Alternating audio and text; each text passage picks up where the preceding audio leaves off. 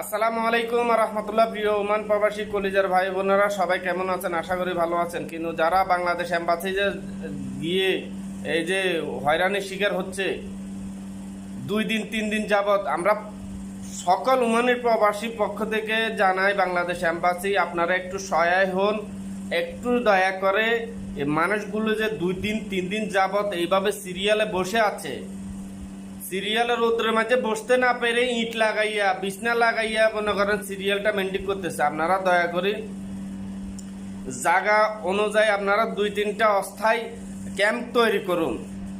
এই যে দূর দূরান্ত থেকে মানুষগুলো আসতেছে 3 দিন 4 দিন যাবত এখানে সিরিয়াল লাগাইতেছে, আপনাদের কি একটু মন কান্দে না? একটুও কি সহায় হয় না? আপনারা ইচ্ছা করলে বাংলাদেশ এম্বাসি সবকিছু করতে পারেন।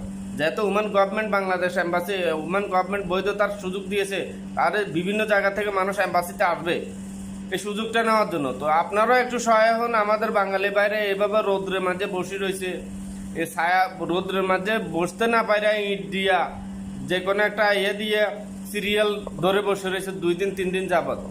এগুলা কি আপনাদের একটু মায়া হয় না? আপনারা একটু দয়া করে বিকল্প একটা রাস্তা তৈরি করেন যাতে শর্টকাট এই কাজগুলো করে শেষ করা যায়। যেহেতু ওমান গভর্নমেন্ট ব্লক তুলে দিয়েছে, বৈধতার সুযোগ দিয়েছে, এখন হাজার হাজার মানুষ এখানে ভিড় করতেছে।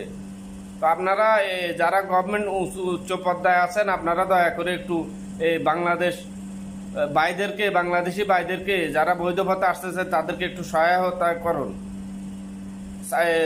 সোহার সাহাম যারা দূর দূরান্ত থেকে আসছে 2-3টা ব্রাঞ্চ করেন সামরিকের জন্য, তাহলে উপকৃত হবে আমাদের বাংলাদেশ ভাইরা।